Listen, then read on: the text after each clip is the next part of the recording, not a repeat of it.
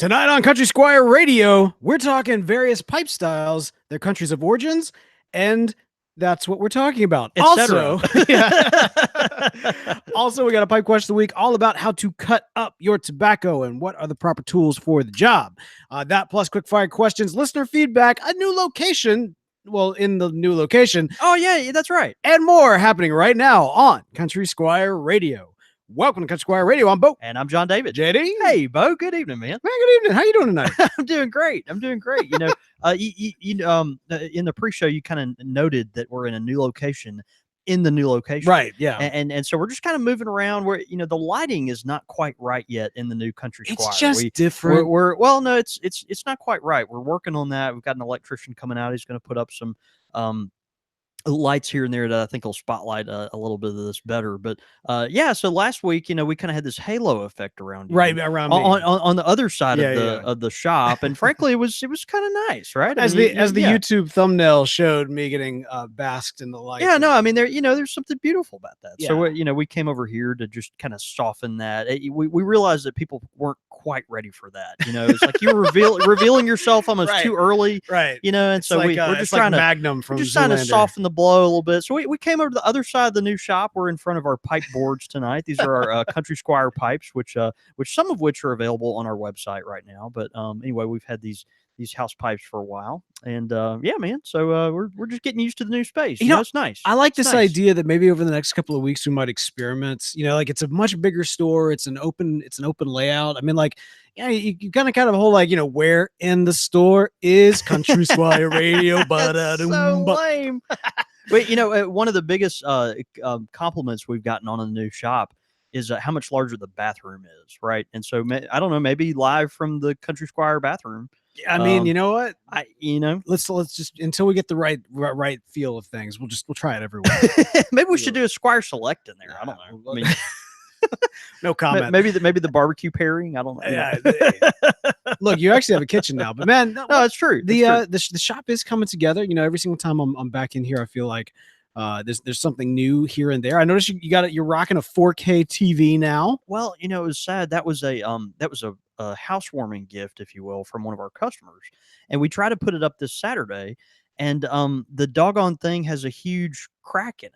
You're kidding me. Yeah, we actually hung it on the wall, plugged it in, and as soon as we plugged it in, the picture made this terrible starburst thing. Ooh. And it kind of looked like you were looking out the windshield of a dinged up windshield or what. Anyway, it was tragic. And that happens when it falls off the truck like that. Well, yeah, someone probably kicked it in the in the warehouse and didn't say anything. Man, people have been so kind. We've got all these housewarming gifts that have kind of come in, or even our new humidification system. Gosh, in our humidor, the 4K TV. Someone gave us some Country Squire shot glasses, which is amazing. Oh, wow. We've got like a whole 25 pack of them, which is really that's awesome. Glass tasting glasses, which is really cool. Some cool ashtrays, custom ashtrays, and just this and that. It's been a lot of fun to see some of the gifts pour in. So people kind of nesting in it, making the new shop kind of feel their own, which has been pretty cool. So man. No, it's cool, man. It's coming along. It's always nice to see. Yeah. Man, what we got some things going on in the local pipe community. Well, we do. Actually, the Country Squire will have our grand reopening on September 20th. Oh, which is next month. That's just announced today. And so we are getting very close to announcing our pipe sponsor for the grand reopening, which will be a lot of fun.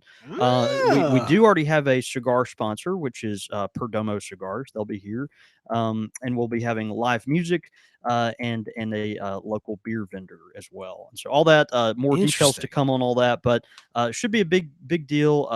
September 20th, that's a Thursday night, and we're fired up about that. So other than that, man, getting kind of geared up for the fall. Gosh, it's upon us. We've got kids going back to school right now. Folks, college students are filtering back into Jackson, folks that are going to MC and Belhaven and Millsaps and Jackson State. And so they're coming back through around the shop and kind of learning their local tobacconist and things like that. And so, man, it's been good just to kind of see some of those college kids come back around. We're kind of getting the calendar set up for the fall, and so we'll see where it all goes. I can't believe you're doing the grand reopening on the 20th. I'm going to be out of the country. Wait, where are you going? I'm going to Greece. Hey, Hey, can't you? ciao. No, Can't wait, that's you? Italy. No, yeah. Yeah. I mean, I don't know. Well, maybe there's some good briar in Greece. No, Maybe that's true. That's true. I yeah. mean, I could. They have ouzo there. Well, that you know what Yeah, they do. They do. they do. I was not going for the Uzo, but I might have. When in Rome, Well, it's one of those things. You're there. when It's in like, well, I mean, Lesbos, you it's gotta experiment. when is Right. Lesbos do as lesbians, No, that's right. lesbians. That's right. Yeah, yeah. What? What? You're going to Greece? Is it a family vacation? That's awesome. Kind of, yeah, yeah, yeah. The wife and I were, the Mrs. and I we're going. It's gonna be a lot of Family fun. vacation, as in like leave the kids at home. Well, like vacation. that's half the family. Yeah, no, that's right. That's great, man. That's all. I guess I'd forgotten that.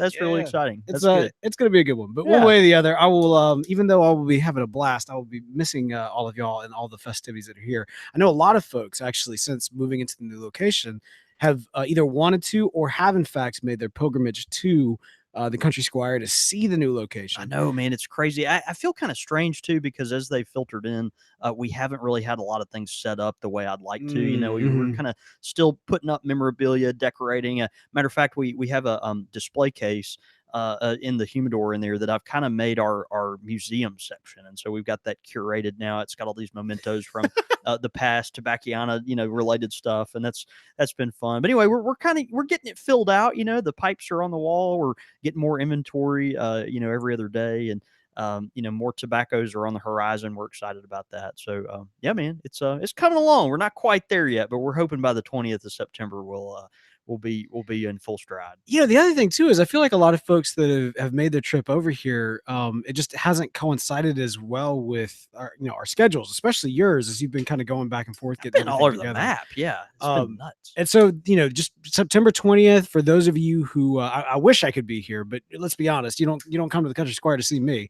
John David, whatever, dude. John David will be here. He will be on location. It'll be a huge shindig. So that is right. Y'all be sure to be there. The first shindig as a follow up to the final shindig. No, that's right. Yeah, that's right. That's good, man. Well, hey, we got to give a shout out to man. We've got somebody new supporting the show through the Patreon account.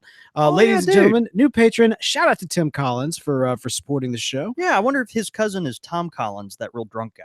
Oh, or Phil Collins, the other real drunk guy. Or there is that. Yeah.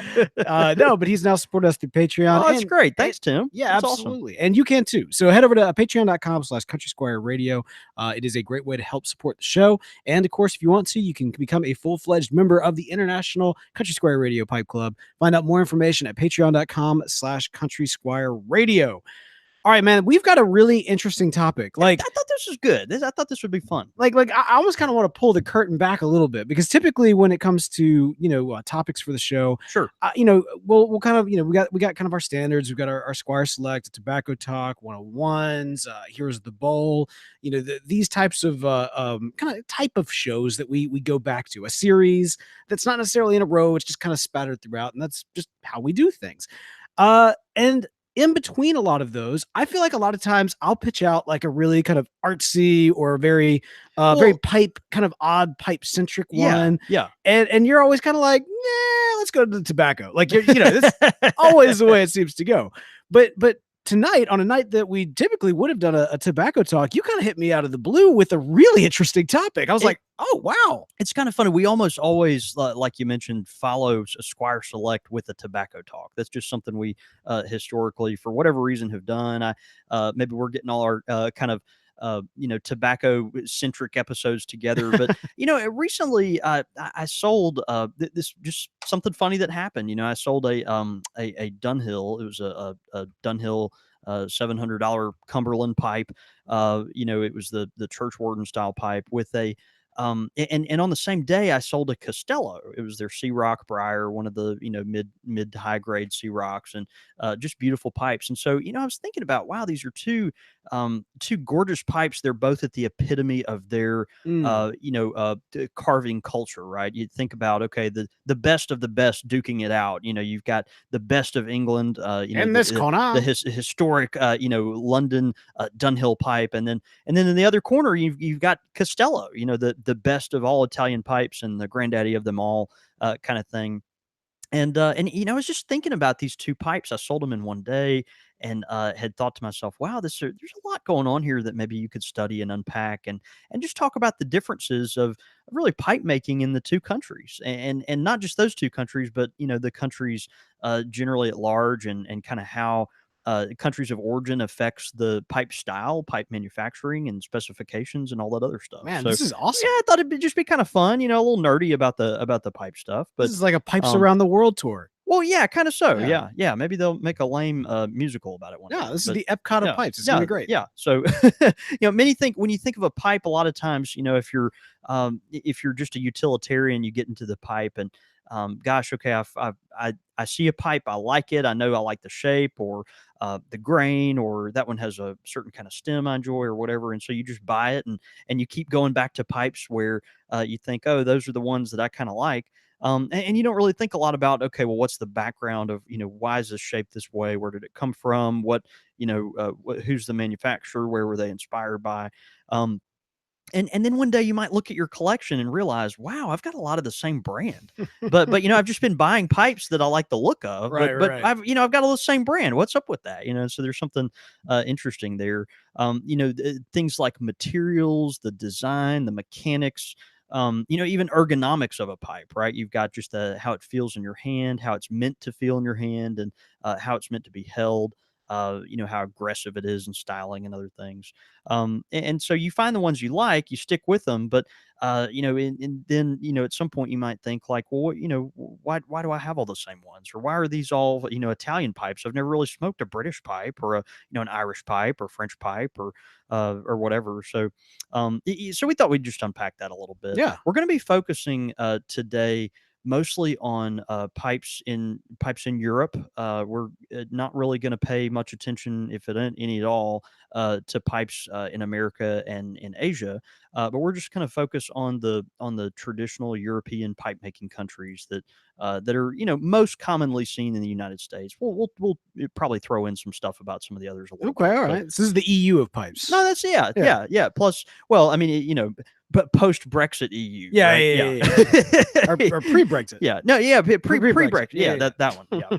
So, the most obvious difference, obviously, with pipe making regarding country is the shape, is the design of the wood itself, right? So we think about these very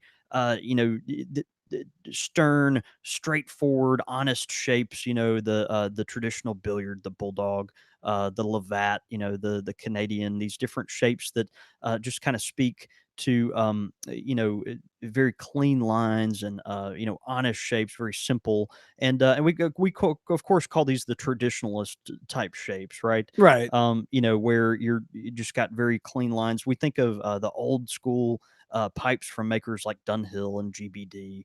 Of course, you're recently seeing things, similar iterations, newer models from Ashton, Ferndown, these British companies. Of course, we think of Peterson in Ireland, which we kind of lump in because of all the historic connections that those pipe manufacturers have in common in that part of the world. And so, many of these shapes they're very simple. They're very clean. They've got, mid-sized frames. You'll have some of the more expensive pipes. You'll have larger bowls, but on average, they're going to be a mid-sized to smaller pipe historically, which is kind of interesting.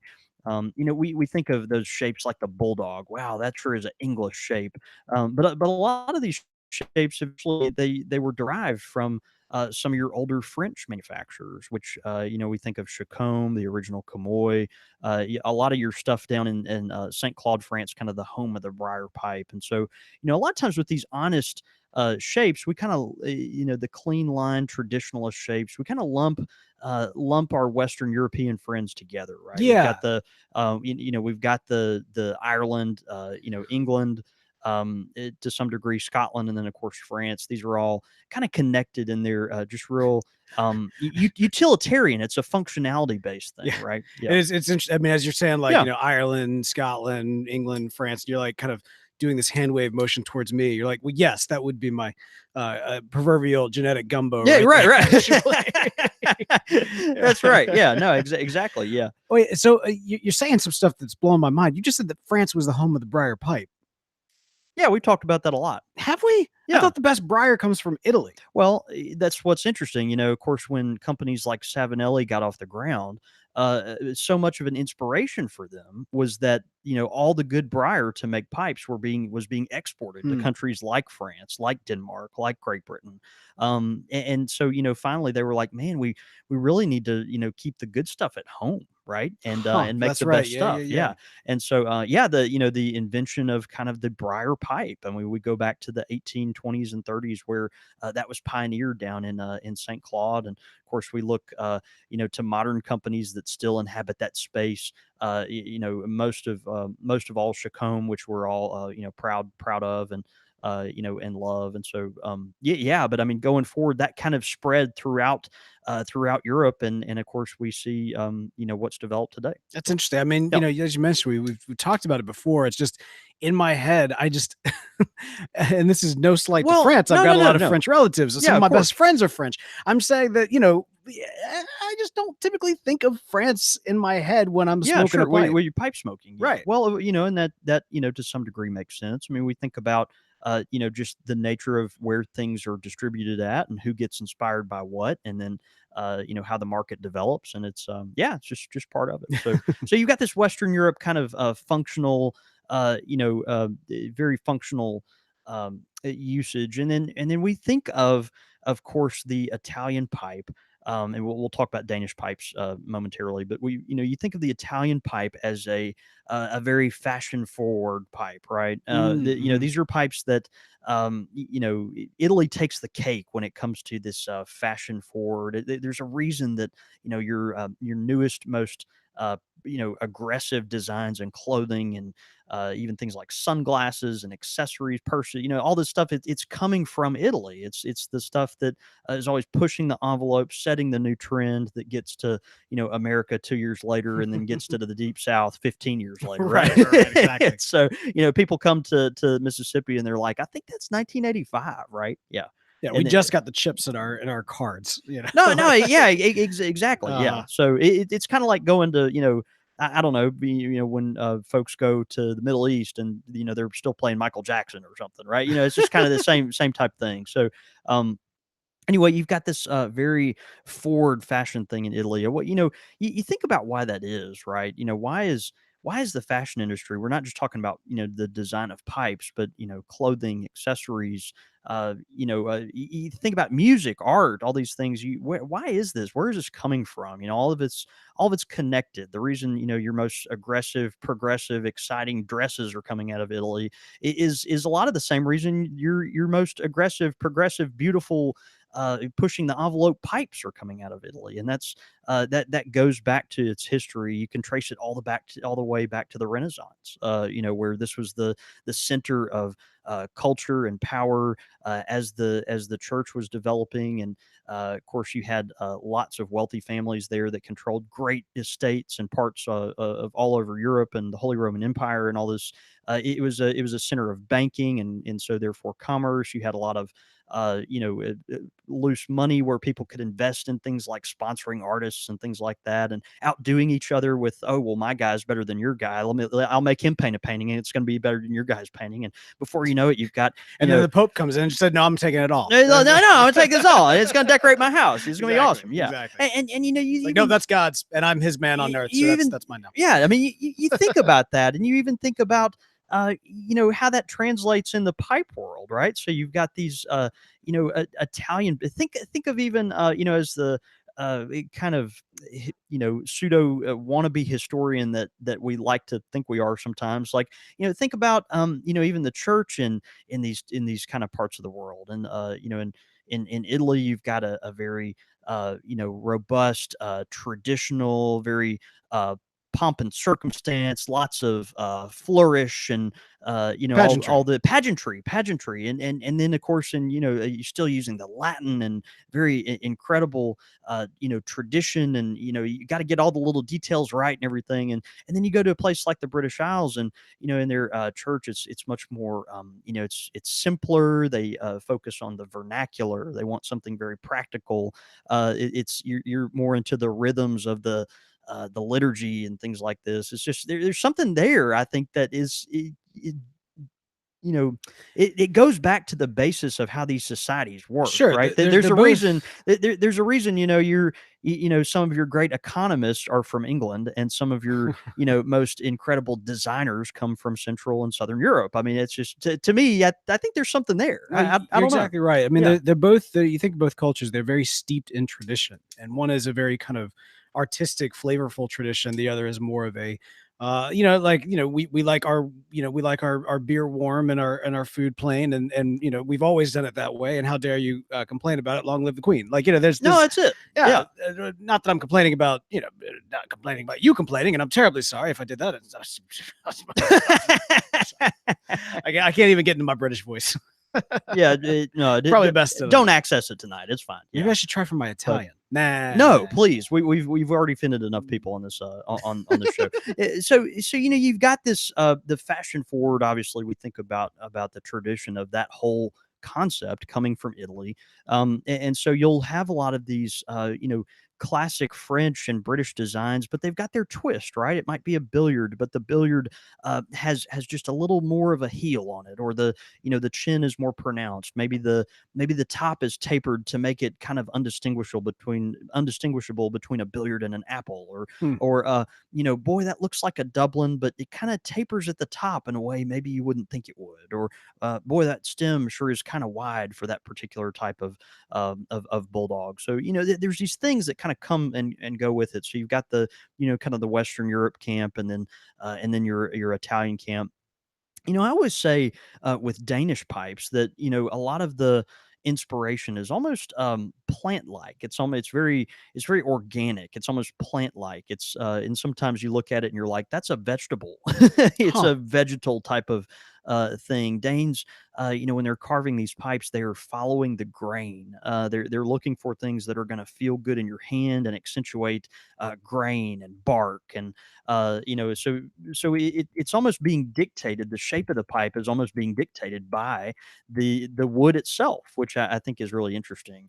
Lots of free hands and exposed plateau and things of this nature. Yeah, I mean they're You very know, druidic in their approach. yeah, I think Yeah. there's something to that. So, moving on, we've got not just the shape of the pipe, but even the materials used in the pipe. And so, obviously, we think of briar. The briar that most Italian companies use, obviously, is from Italy.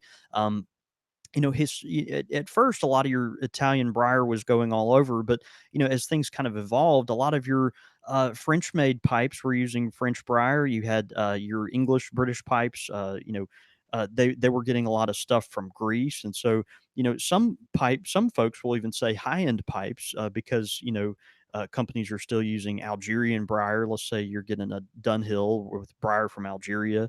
They're that tobacco experience might taste a little different from a Castello that's using a pure Italian briar. And so you've got folks that'll argue that they'll say well Italian briar, it's going to taste more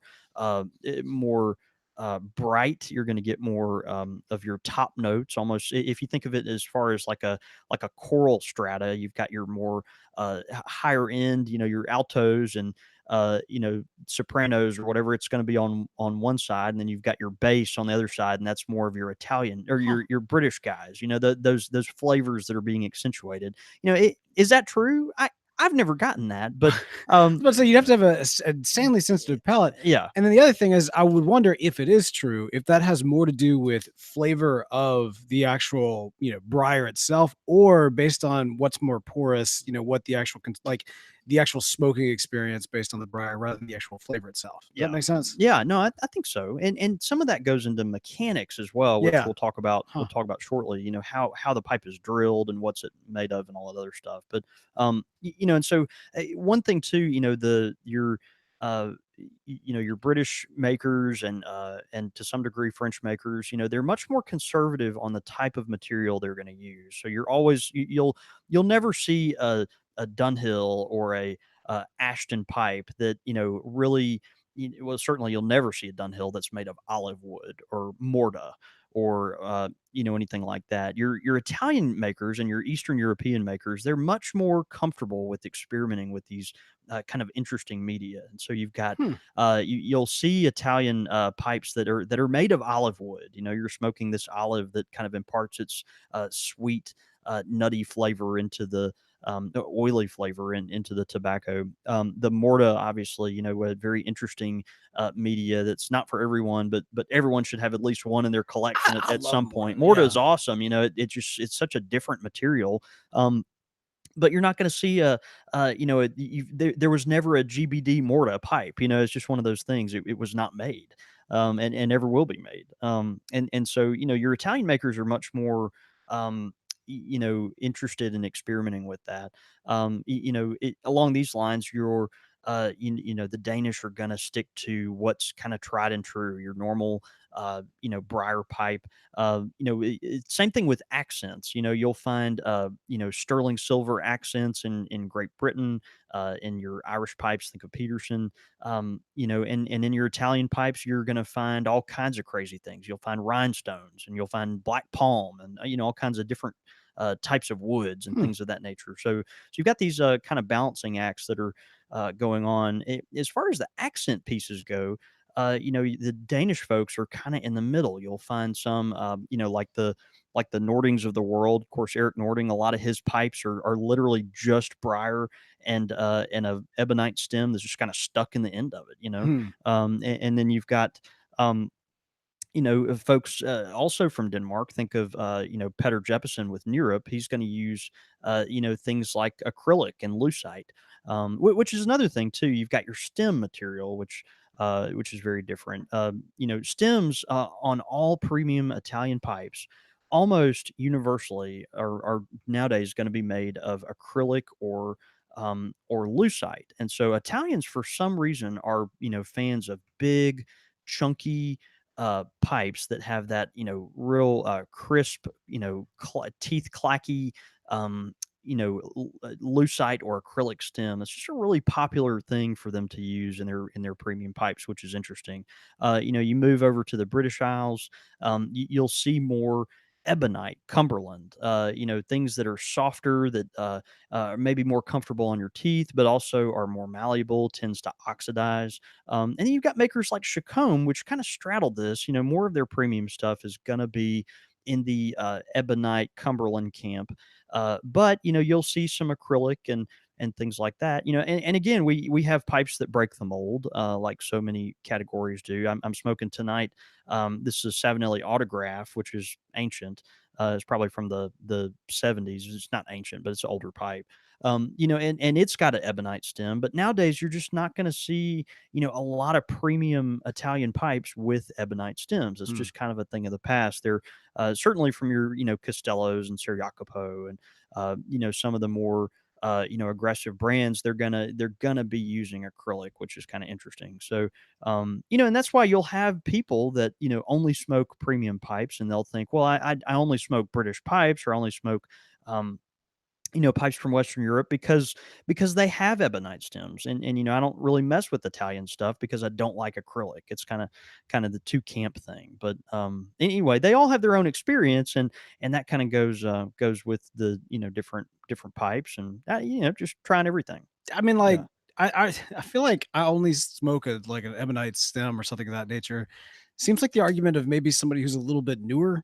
You know what I mean? Like, I don't know. Like, I remember I was very hesitant to try an acrylic stem, but now like my pipe with my acrylic stem is my favorite, man. It's That's the thing. I think to some degree, yeah, maybe it's something a newer person would say, but it also could be something that the seasoned pipe smoker who's tried just a ton of different pipes, who have just kind of settled on, for whatever reason, I just kind of gravitate towards these stems. just It's just love you digging know your teeth in and having those marks that just last no, forever. that's it. Yeah. I mean, and maybe the oxidation on a ebonite stem, it doesn't bother people as much Yeah. as it would.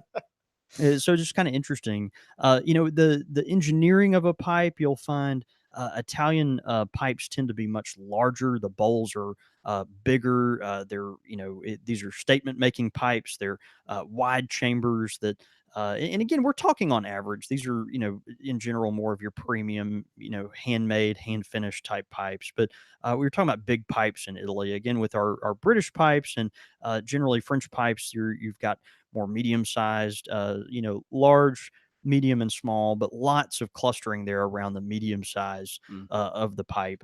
Um, one of the things that's interesting to me the most about the mechanics of and engineering of pipe differences is the drilling. So often, Hmm. Italian pipes are drilled so much more open than their British counterparts, and you'll find that oftentimes more of really your continental pipes in general. Think Denmark.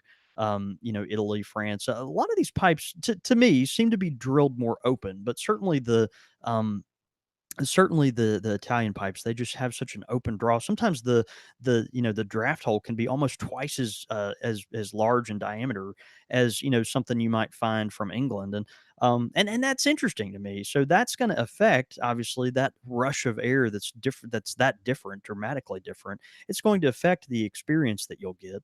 When you're tasting tobacco or talking about the heat of the briar heating up or any of this other kind of stuff. Hmm. So yeah. Interesting. Anyway, Hey, I'm kind of almost inspired by this kind of tapestry of pipes that you've laid out based on country of origin. I mean, like we've got pipe carving competitions that happen all around. Has there ever been like an Olympics of pipes? Like, have there ever been like this is the best pipe from Ireland, England, Danish. This is the best Danish pipe. Have there ever been kind of that you know international friendly competition?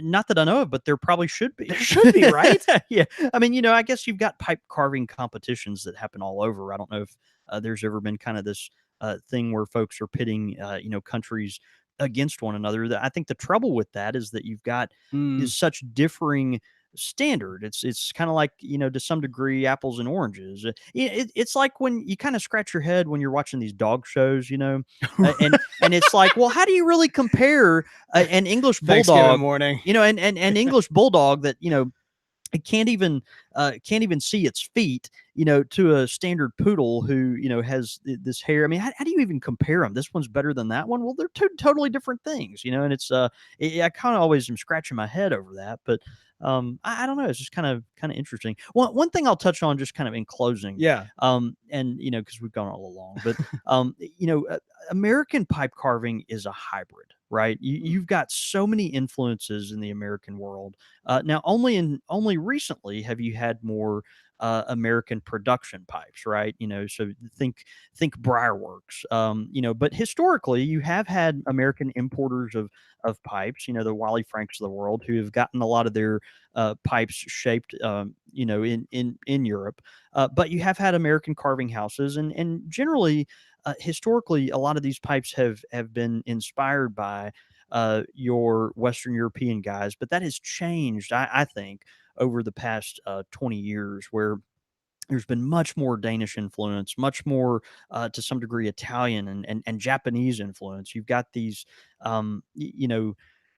just more dramatic, again, vegetal, organic, inspirations that I think are, kind of pushing the design of your pipes, particularly with the American carver. So I will say the American carver certainly by far and away it favors ebonite or Cumberland. Your premium pipes from America are going to have ebonite or Cumberland stems. It's just something that American artists are just really, for whatever reason, really committed to. That's a thing. I think that the Cumberland has a beauty. It's a purist thing. It's like, well, who cares if your stem's going to oxidize? It's made of the best material, right? And it's going to smoke the best, and it's going to be beautiful. And you're supposed to, if it's a premium material, well, that just means you better take better care of it, kind of thing. And I think the American way of looking at it kind of takes a lot of these different things, and like we're so good at doing on this side of the pond, kind of melds it together into our own style. And Yeah, man. I do think recently that style has tended to be more decidedly Danish, but we'll see where it goes from Hey, here. man, it ebbs and it flows. Who Yeah, knows what the trends of tomorrow will be? yeah, You know what? I yeah. know who the trends of tomorrow will be. because I know of some really great trendsetters and trend breakers, That is true. and If only we had more of those in our life. look, you want to talk about American pipe carvers? We talked about all these great, pipes from around the wonderful world of Europe, but I mean, right here in the grand old U.S. of A. You don't even need briar to carve a pipe. Here we grow the corn from the ground. You carve it up to a fantastic high quality corncob pipe in the way that only our good friends at Missouri Meerschaum can. Yeah, they know how to do it. That's right. And they are, of course, the traditional, the quintessential American pipe. Right. You think of Missouri Meerschaum and all the great pipes they have. Tonight, the pipe sponsoring tonight's show is the Jesse James corncob pipe. Oh, Crow Valley Pipe Company and Missouri Meerschaum Company have collaborated to introduce the Outlaw series of corncob pipes as a new addition to our popular family of nose warmer style pipes. Jesse James was an infamous outlaw who may be best remembered as a bank robber, but was also one of the first to hold up a moving train. oh wow! I mean, what? That's like a classic. I mean, to have that on your resume, Yeah. like, I mean, that's something. Yeah, criminal and everything, but that's a classic. Yeah. The Jesse James pipe was inspired by a steam engine smokestack. Of course, we think of the train robbery, and features a wide nickel band. Comfortable in the hand, the Jesse James pipe has its own unique label and is branded on the side of the bowl with the Outlaw Series bandit. This pipe, like all pipes in the Outlaw Series, has a genuine hardwood insert in the bottom of the bowl and is only available as a straight pipe and is non-filtered.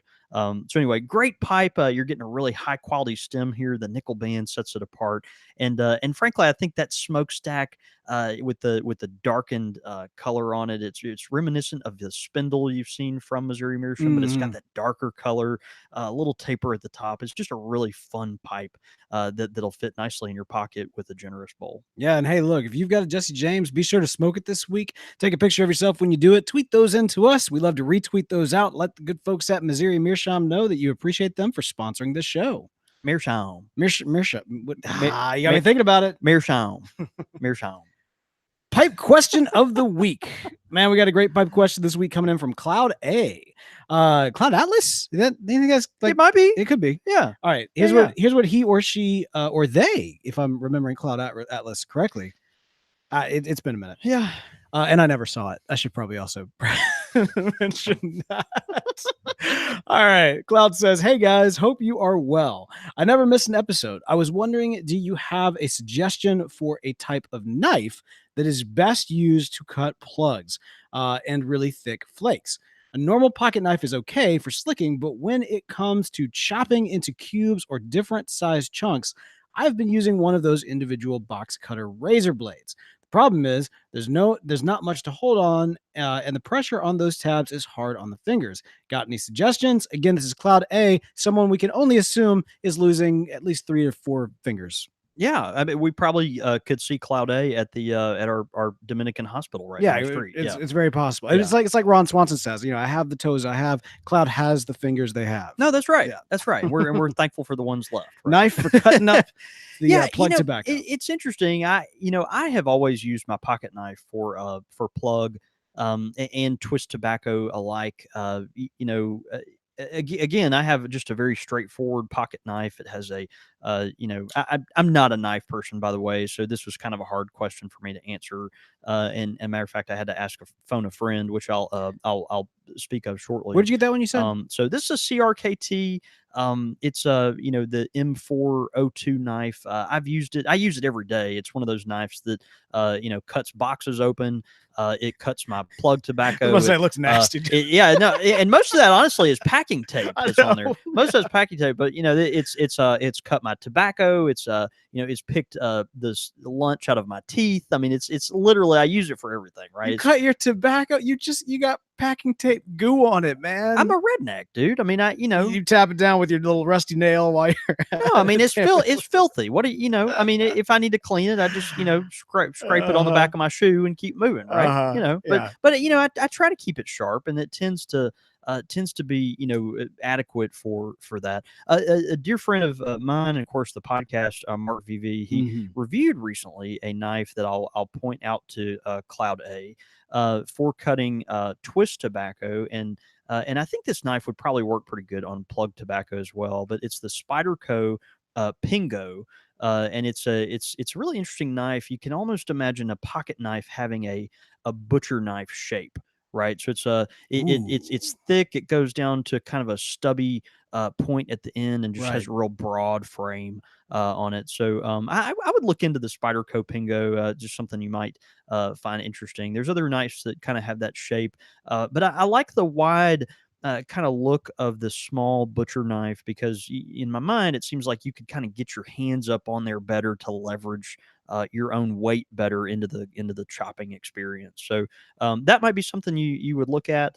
Again, any knife you use, you're going to need to keep it really sharp. It's just one of those things that you're going to have a bad experience cutting plug tobacco with any knife if it's a dull knife. Of course, box cutters could work, but I think you come to a great point. The angle you get on there, it seems like that might be kind of clumsy. So I don't really know, but anyway, give it a shot. I found the Spyderco Pingo. It's not a cheap knife. I mean, I'm looking at it on Amazon here for over $80. I mean, a lot of these boutique handmade knives that are inspired by all these famous knife makers. They're not inexpensive, but this is something that probably has a great warranty on it that could last a lifetime, and your grandkids will be fighting over, kind of thing. Yeah. So Plus, you get that good quality, that yeah, sharp blade that you keep sharp. yeah, yeah. I'm curious though. I mean, for plugs, do some cut easier than others? Like off the top of your head?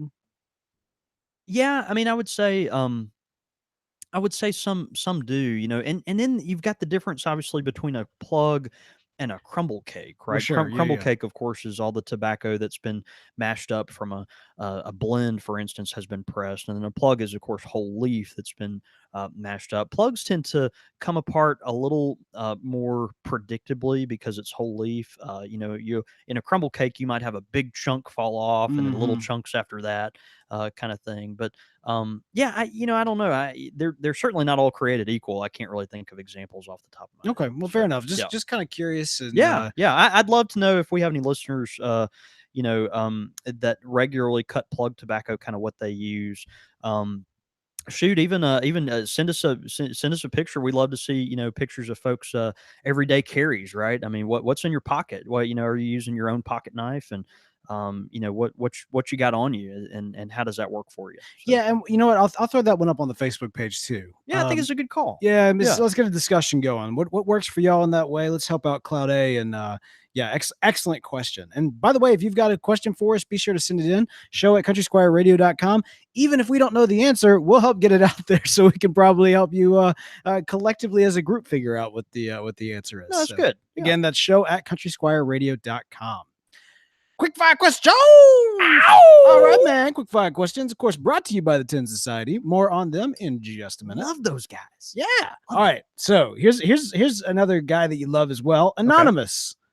Oh, anonymous. Anonymous has returned. Okay. Okay. All right. So let's see. I never know what to think about anonymous. Is this someone that's like afraid, or is it Well, just no. a bashful person? Or the question, I one thing people need to know, I don't look at the questions before. You That's do, true. but That's I true. don't. So I don't.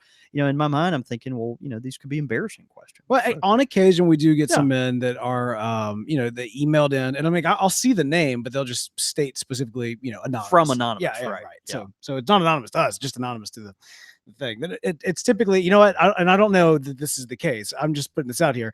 It's probably somebody's pastor, because like 9 times out of 10, 9 times out of 10, when Right. somebody wishes to remain anonymous, Right. they'll tell us like, I don't want somebody from my church finding out. Yeah. Or, it's just funny.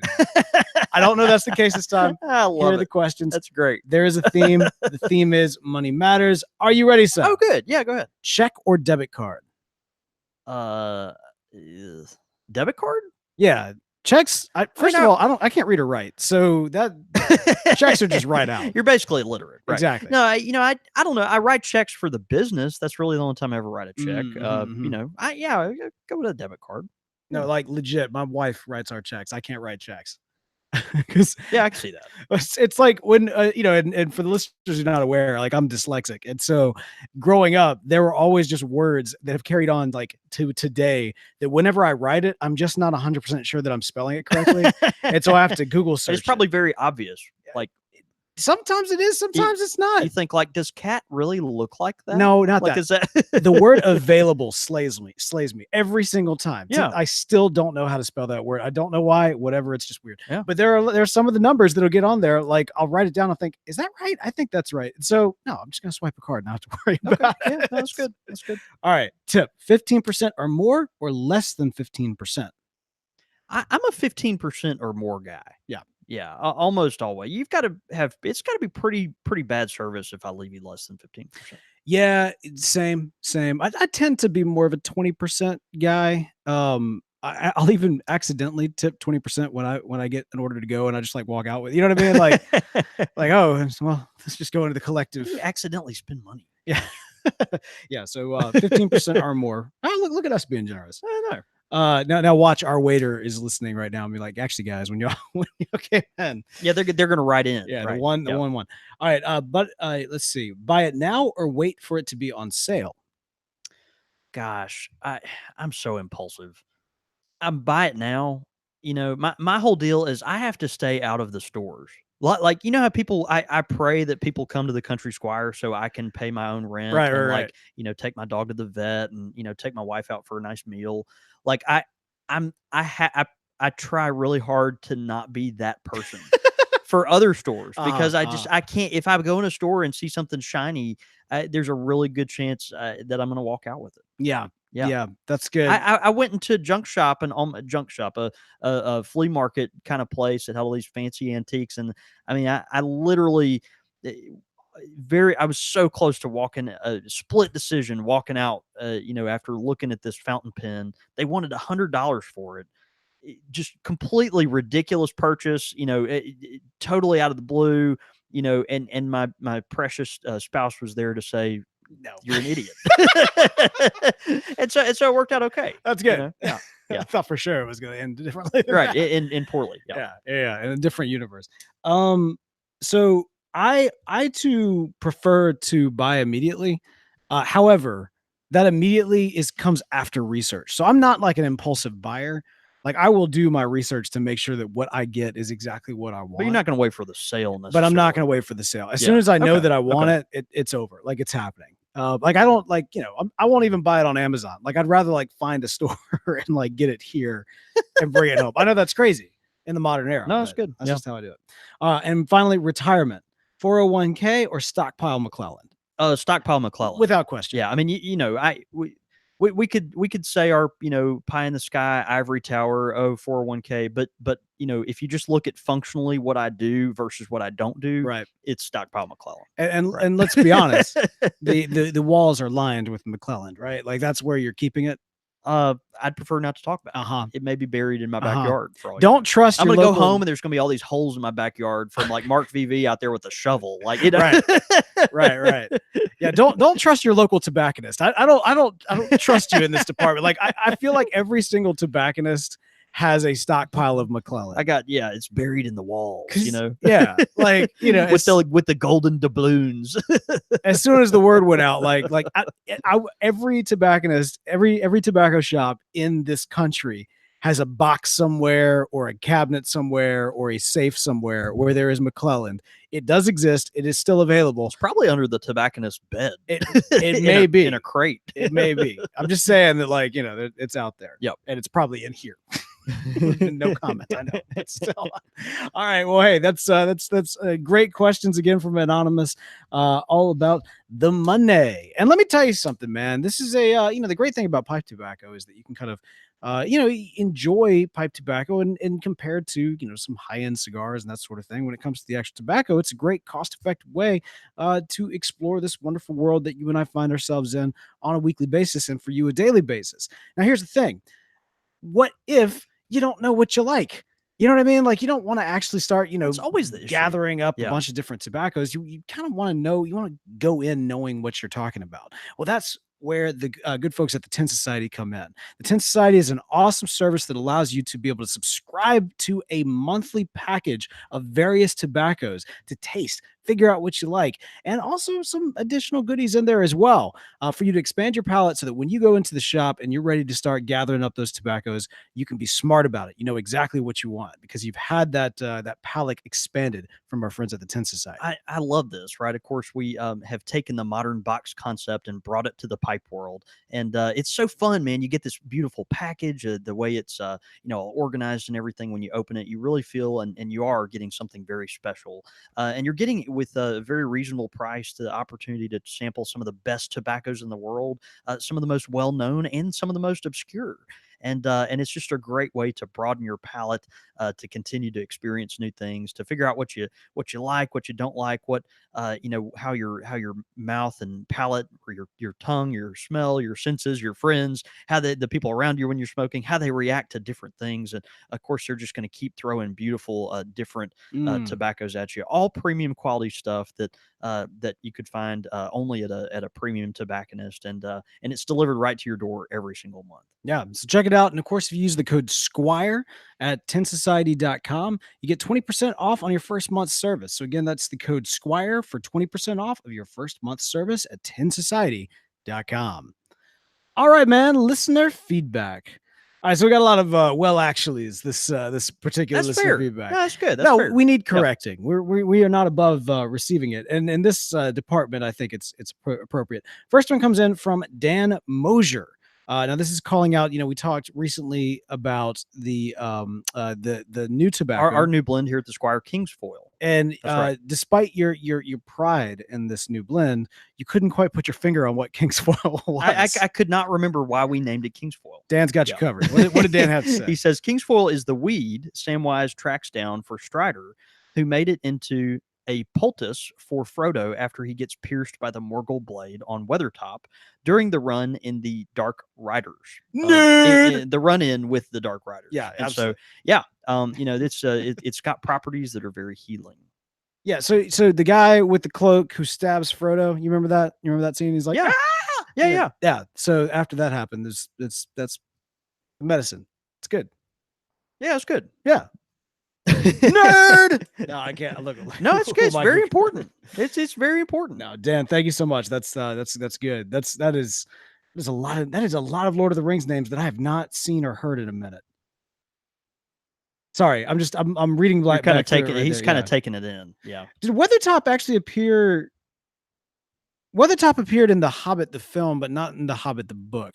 Like I remember they go back to that location, if I'm not mistaken, in the movies, but I don't think that ever actually happened in the books. Yeah, I'm not sure, to be Yeah. honest. We do have a couple of customers here. Of course, we have a whole Tolkien series, of course, if you're familiar with the Country Squire tobacco lineup. But two of the best sellers are Rivendell and Second Breakfast, Delicious. which are very proud of and have sold for some time now. But we have a few customers that have made their own blend, and they've called it Weathertop. Actually, it's not one of our blends. It's just a blend that has kind of gotten a cult following that folks kind of made up. They Yeah. mixed it themselves, Interesting. and so people occasionally will come in and ask for Weathertop, and Huh. it's literally just half Rivendell, half Second Breakfast, and so Dude, I gotta try that. yeah, just something kind of fun. That's Yeah. awesome. All right, cool. Well, again, Dan, thanks so much for holding us accountable with your epic nerd knowledge. Also, we got Doug That's Owen. good stuff. Yeah. Man, we love when we get these in from Doug. This is kind of an affirmation for some Scottish history for us. Yeah, he says, "Welcome back, guys. You were missed. Beau is right about the Scottish history. Robert the Bruce allied with Ireland and was supported by France in his fight for Scottish independence in 1296. Of course, the French usually would side with anyone against the English on the theory that any enemy of my enemy is a friend of mine. Anyway, I've tried Connemara, and it is reminiscent of Tullamore, which tells me that Tullamore probably is the better value. It is less expensive Irish out here in Washington.